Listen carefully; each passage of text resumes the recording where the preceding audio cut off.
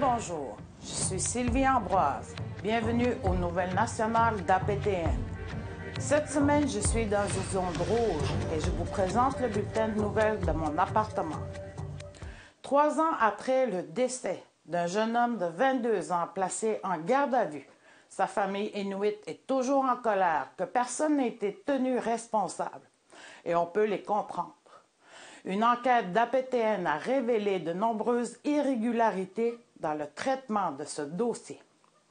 Tom Fenario nous présente la première partie d'un reportage sur la mort de Sivuak. On n'a pas besoin de prier Louisa Siresuliak pour qu'elle nous présente une vidéo de son fils Sivuak en train de danser. Sivuak a remporté plusieurs prix lors de concours de ce style de jig hybride, très populaire dans la région de Nunavik. Ici, on le voit danser dans son village natal de Pervernattuk.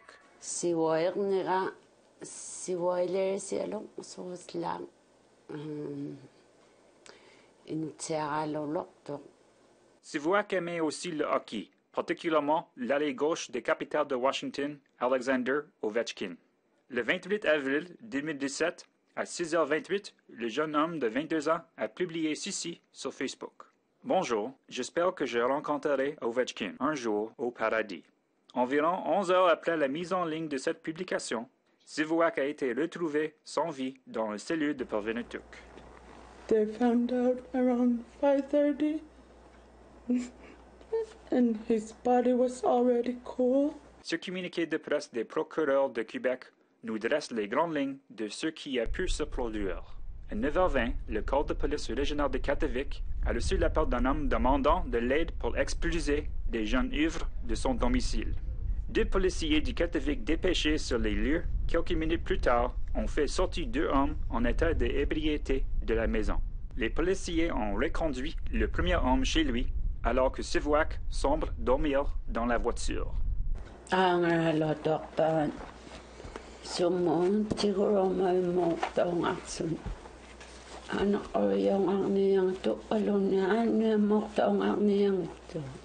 La police l'a plutôt conduit au poste de police de Pervernattuk pour le laisser reprendre ses esprits. Selon le communiqué, les officiers ont couché Sivuak sur le ventre dans une cellule. Ce n'est que vers 17h13 qu'une garde civile a informé les policiers que Sivuak était demeuré inerte. Lorsque les policiers sont arrivés, ils ont constaté que Sivuak n'avait pas bougé depuis qu'ils l'avaient déposé dans la cellule. Le décès de Sivuak a été prononcé à 17h47 au centre de santé de Pervernattuk. Il a été déterminé plus tard que l'intoxication alcoolique était la cause du décès.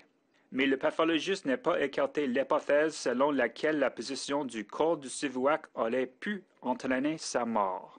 Les responsables ont conclu qu'il n'avait pas lieu de porter des accusations de négligence criminelle contre la police de Kativik. When they arrested him, there was no guard. No one was there. Freddie, la sœur de Sivuak, affirme que les enquêteurs ont révélé à la famille que personne ne pouvait remplacer le gardien de nuit lorsque Sivuak est arrivé au poste de police. Si aucun gardien n'est sur place, un agent de police doit, en principe, prendre la relève. Les responsables ne peuvent nous confirmer que quelqu'un veillait sur Sivuak à partir du moment où il est arrivé au poste jusqu'à la découverte de son corps inanimé. April 28, 2017 was the worst day of my life. Dans la déclaration rédigée par sa mère et que sa sœur a traduite vers l'anglais, il apparaît évident que la famille cherche une réponse à cette question. They took too long to find out that he was dead. I thought they have cameras. They neglect him. Le Bureau d'enquête indépendant, ou BEI, est responsable de mener des enquêtes sur les incidents durant lesquels une personne est tuée ou gravement blessée par un agent de police. Le BEI était responsable d'enquêter sur la mort de Sivuak. Lorsque la famille de Sivuak lui a demandé une copie de rapport complet, le BEI l'a plutôt référé au Bureau de coroner du Québec. C'était en mars 2019.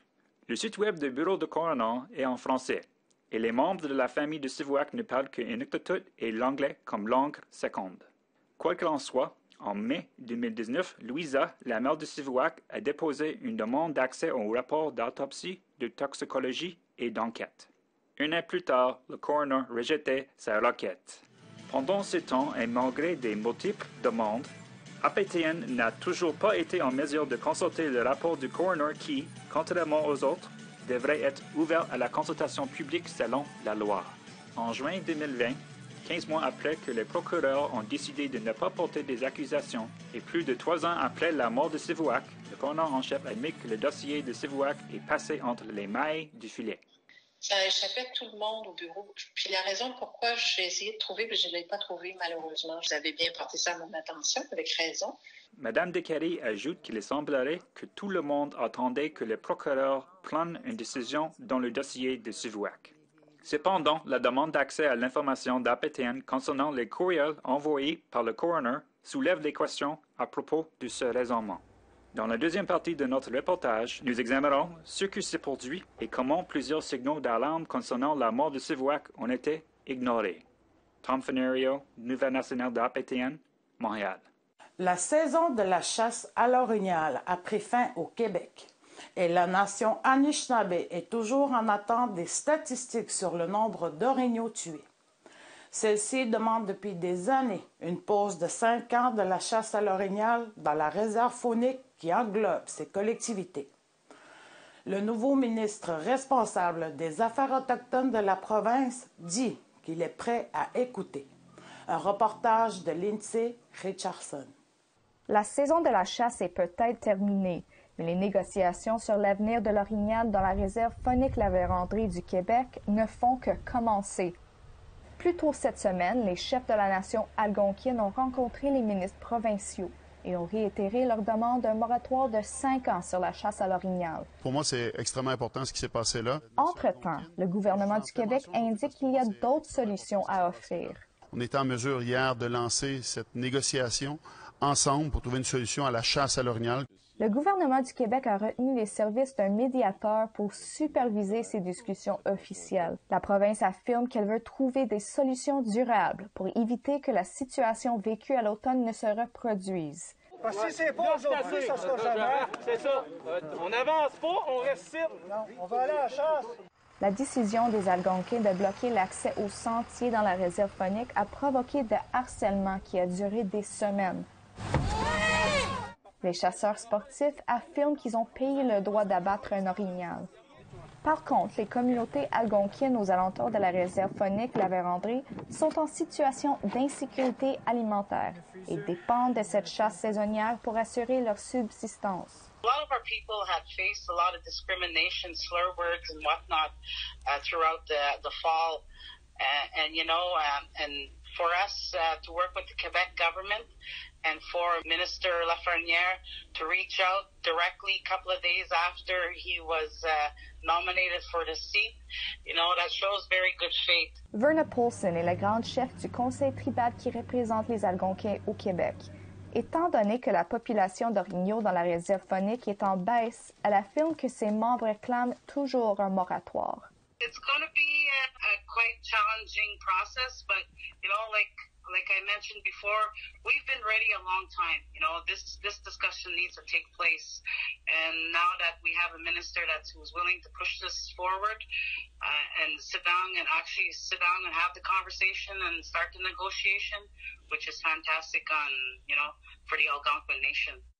Les camps de protestation ont été démantelés à la mi-octobre après qu'un juge ait accordé une ordonnance d'injonction déposée par un pourvoirie de chasse. Pour arranger les choses, le gouvernement du Québec a offert de rembourser les permis saisonnières inutilisés, mais les pourvoiries de la région réclament des centaines de milliers de dollars en perte de revenus.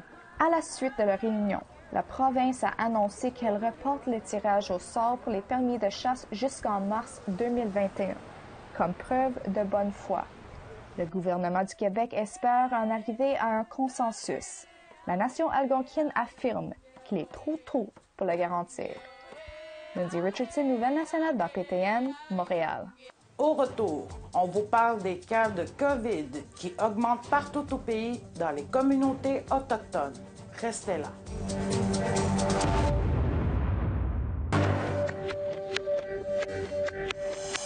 Re-bienvenue aux Nouvelles nationales d'APTN.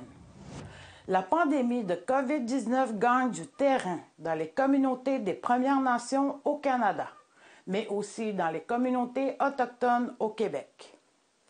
Chez les Atikamekw, il y a 15 cas actifs. Chez les Inuits, 11 cas actifs et les cas de COVID-19 sont en augmentation partout au pays. Le gouvernement a offert une aide aux communautés autochtones et donne une mise à jour sur les prévisions. Comme Jimmy Pachagumskum le rapporte, selon le premier ministre, ces prévisions sont alarmantes.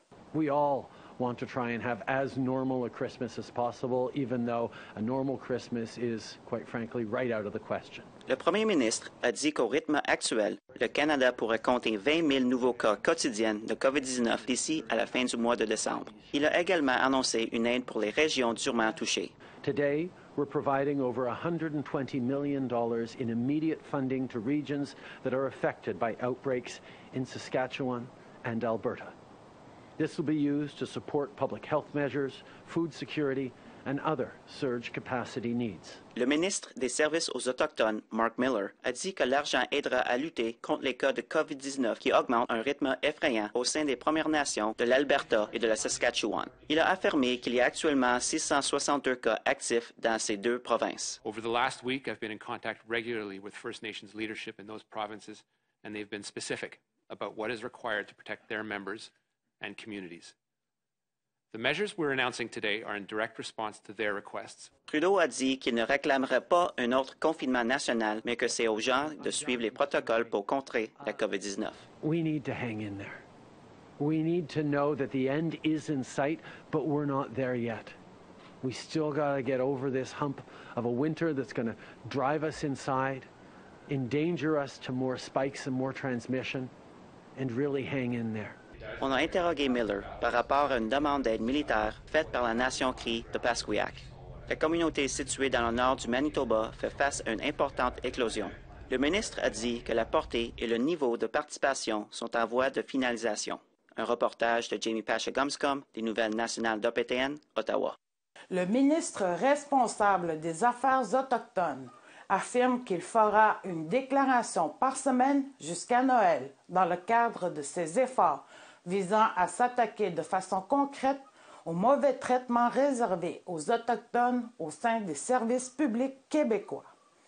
Il a également annoncé que le premier ministre François Legault rencontrera à l'Assemblée des Premières Nations de façon plus fréquente lors d'une table ronde sur les questions autochtones.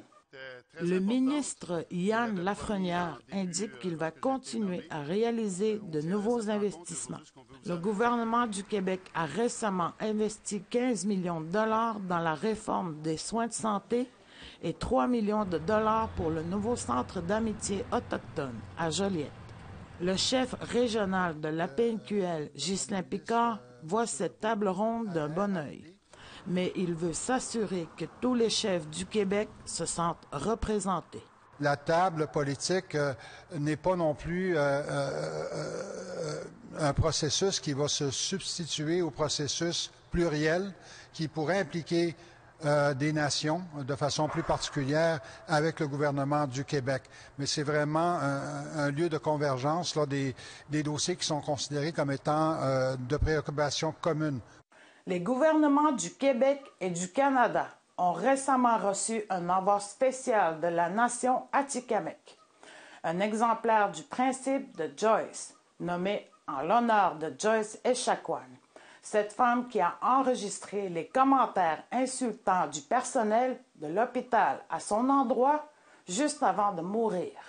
Les gouvernements du Québec et du Canada ont récemment reçu un envoi spécial de la nation Atikamekw, un exemplaire du principe de Joyce.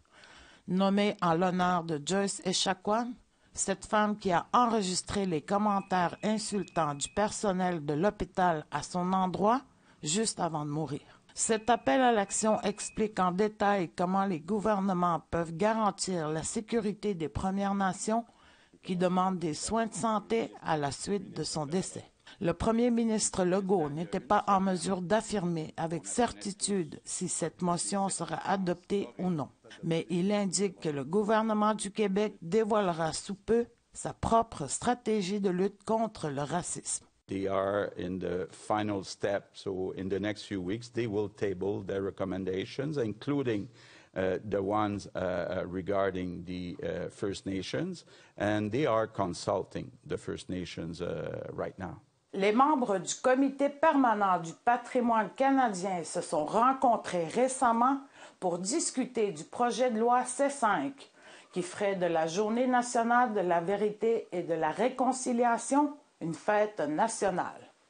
Roméo Saganage s'est présenté devant le comité qui a convenu que le projet de loi C5 est une mesure législative importante, mais il affirme que le gouvernement agit trop lentement en ce qui concerne l'application de la Déclaration des Nations unies sur les droits des peuples autochtones. I think the other important piece that's still missing, in my view, is the legislation on the United Nations Declaration on Rights of Indigenous Peoples that would implement calls for action 43 and 44 in particular.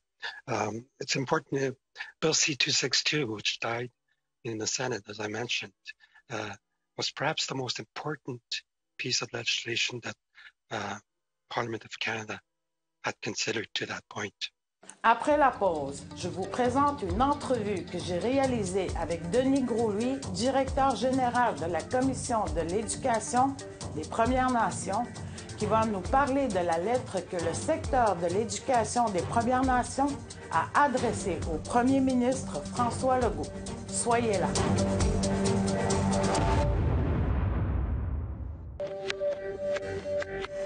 Bienvenue aux Nouvelles nationales d'APTN. La Commission de l'éducation des Premières Nations a adressé une lettre avec l'appui de plusieurs membres au premier ministre. La lettre ouverte contient des solutions pour enrayer le racisme systémique. Il est recommandé, entre autres, d'inclure l'histoire autochtone dans le cursus scolaire afin de rétablir les relations sur une base véridique, peut-on lire dans la lettre. Denis Gros-Louis, directeur de la CEPN, qui représente les 40 personnes signataires du milieu de l'enseignement autochtone à tous les niveaux, est là pour nous en parler. Oui, M. Denis Gros-Louis. Oui, Mme Ambroise. D'abord, M. Gros-Louis, quelles sont les solutions que vous proposez dans cette lettre? On a remarqué que la connaissance des cultures autochtones était un peu reléguée à une espèce de contre-filet dans la formation des maîtres et qui favorisait davantage une formation via un cours complémentaire, alors que nous, on pense que ça doit se retrouver au cœur de la formation initiale de l'enseignement. Donc, on a jugé important de solliciter le soutien du premier ministre Legault, qui est le patron de M. Roberge, pour vraiment donner une place prépondérante à la réconciliation, à la prévention du racisme par la connaissance des réalités des Autochtones au Québec. Ce qui est important aussi pour le ministre Roberge, c'est qu'il a une opportunité de contribuer à l'élaboration, évidemment, du programme de formation des enseignants par les universités, mais aussi à concrètement s'insérer dans les conclusions du rapport Vien, qui n'est pas sans silence au niveau de l'éducation. Il manque donc une volonté politique, dans le fond, qu'est-ce que vous me dites? Je ne qualifierais pas de manque de volonté politique, puisque le premier ministre Legault nous a répondu rapidement suite à la publication de la lettre ouverte. Ce qui est important pour nous, c'est des gestes concrets. On veut que le ministre soit beaucoup plus fort dans son message pour indiquer clairement au comité d'agrément qui va éventuellement cautionner ou sanctionner les formations qui vont être soumises par les universités à s'assurer la présence de la connaissance des Premières Nations et des Inuits. Un fait qui est important aussi, c'est qu'on a travaillé à publier la lettre ouverte avec les universités. La 15e compétence se veut pour nous un cadre de référence, bien sûr, pour les universités, mais c'est aussi une pierre angulaire des segments de l'enseignement qu'on veut faire aux Premières Nations et aux Inuits pour s'assurer que nos futurs enseignants puissent former les jeunes comme des citoyens engagés dans le multiculturalisme, mais aussi dans la connaissance des premiers peuples au Québec. Mm-hmm. Vous m'aviez dit aussi que c'était comme par secteur des Autochtones qui viennent de la nation Innu, par exemple, le contenu serait créé par les... Puis là, en Abitibi aussi, ils seraient comme créés eux autres... Bien, comme je vous disais, les universités qui enseignent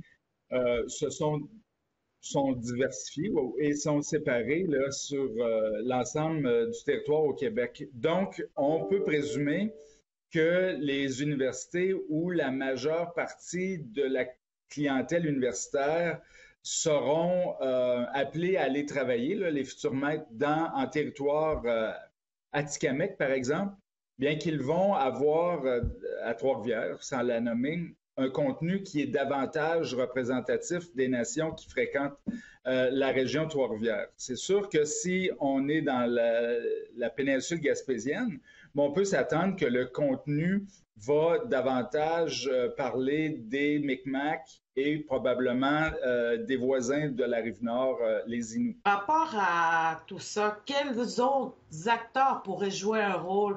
Est-ce que ça pourrait aussi passer par l'Ordre des enseignants du Québec? Il n'y a pas d'ordre pour les enseignants au Québec. Ils ont une formation, ils ont une certification, mais il n'y a pas d'ordre. Ce que nous, on préconise pour compenser le fait que les enseignants n'ont pas d'ordre professionnel, c'est travailler à la base, travailler vraiment avec les universités pour développer le contenu avec eux. Et on a d'ailleurs déjà débuté, on va participer en septembre 2021 au Forum interuniversitaire canadien, un forum sur la réconciliation. On travaille avec plusieurs universités québécoises. On fait de la recherche avec des universités du Québec, dont Bishop, l'Université Laval, l'Université du Québec à Trois-Rivières. On a eu des échanges avec l'Université du Québec en Abitibi pour s'assurer qu'on travaille à créer un milieu d'apprentissage où l'élève va se sentir respecté, accueilli, qui va bien sûr tenir compte de la vision holistique d'une éducation qui s'étend tout au long de la vie des jeunes. C'est très important dans la culture des Premières Nations de ne pas voir la formation comme étant linéaire, mais c'est un tout, c'est une implication.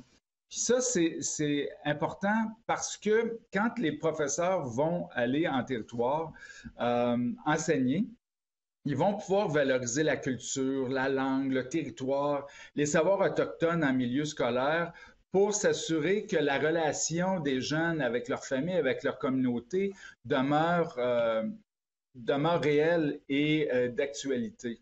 Excellent, merci beaucoup. Je vous remercie, Mme Ambroise. Yamé. Yamé.